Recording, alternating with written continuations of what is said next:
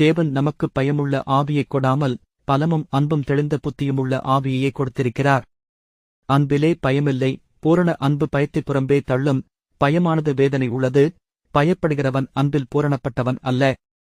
நீ பயப்படாதே, நான் உன்னுடனே இருக்கிறேன், திகையாதே, நான் உன் தேவன், நான் உன்னைப் பலப்படுத்தி உனக்குச் சகாயம் பண்ணுவேன், என் நீதியின் வலதுகரத்தினால் உன்னைத் தாங்குவேன்.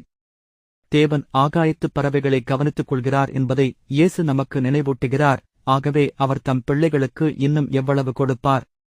ஆதலால் பயப்படாதிருங்கள், அநேகம் அடைக்கலான் குருவிகளைப் பார்க்கிலும் நீங்கள் விசேஷித்தவர்களாயிருக்கிறீர்கள். தேவனை நம்பியிருக்கிறேன், நான் பயப்படேன். மிகக் கடினமான சில சோதனைகளை அனுபவிக்கும் போது யோபு சொன்னது போல், அவர் என்னைக் கொன்று போட்டாலும் அவர் மேல் நம்பிக்கையாயிருப்பேன் என்பதாகும். தேவன் மீது நம்பிக்கை வைக்க நாம் கற்றுக்கொண்டவுடன் நமக்கு எதிராக வரும் விஷயங்களுக்கு இனி பயப்பட மாட்டோம்.